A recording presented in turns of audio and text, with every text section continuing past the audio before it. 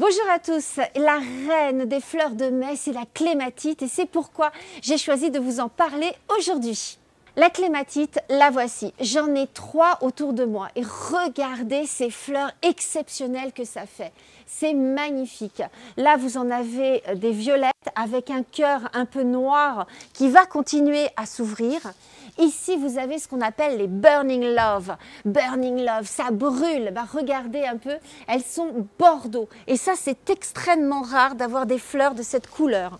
Ensuite, vous en avez d'autres ici. Alors elles sont violettes, ça tourne même vers le bleu. Et regardez la taille surtout de ces fleurs. Alors pourquoi j'ai choisi de vous en parler des clématites? Eh bien, tout simplement parce qu'elles sont très faciles à cultiver. Franchement, elles nécessitent très peu d'entretien. Ça pousse tout seul. Déjà, c'est une des plantes qui pousse le plus rapidement. Elle peut atteindre 2 fois sa taille en moins d'1 mois. Ça veut dire qu'elle peut recouvrir une pergola, une entrée, ce que vous voulez. Aujourd'hui, celle-ci, elle est de cette taille. Dans 1 mois, elle sera plus grande que moi. Pour les planter, c'est très simple. Il faut toujours mettre les pieds à l'ombre et la tête au soleil. C'est la règle. Donc du coup, un peu d'humidité pour la terre et elle va tellement grandir que ses fleurs, elles, vont aller chercher le soleil. C'est une plante qui résiste très bien au froid, jusqu'à moins 30 degrés. Et dès que l'hiver arrive, elle va se faner toute seule. Vous n'avez plus qu'à la tailler et elle reviendra l'année d'après puisque c'est une vivace.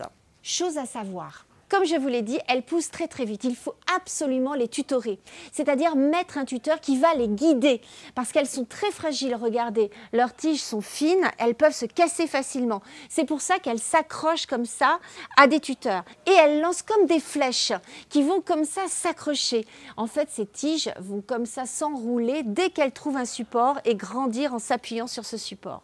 La clématite, c'est vraiment la fleur de mai. Il y a près de 200 espèces. Attention, il ne faut pas lui mettre trop d'engrais, sinon elle va faire plus de feuilles que de fleurs. Et si vous voulez en avoir l'année prochaine, il suffit de couper les rameaux à ras et elle reviendra toute seule. Il y a aussi d'autres plantes en mai, puisque le mois de mai, c'est quand même le mois le plus fleuri. Il y a par exemple les cyclamènes, il y a aussi les bégonias qui fleurissent énormément. N'oubliez pas d'enlever les fleurs dès qu'elles sont fanées, ça stimule la plante. Et bien sûr, les iris qui sont actuellement en fleurs. Et bien voilà, c'était la petite vidéo du jour. Alors n'hésitez pas à vous abonner et on se retrouve très très vite pour une prochaine vidéo.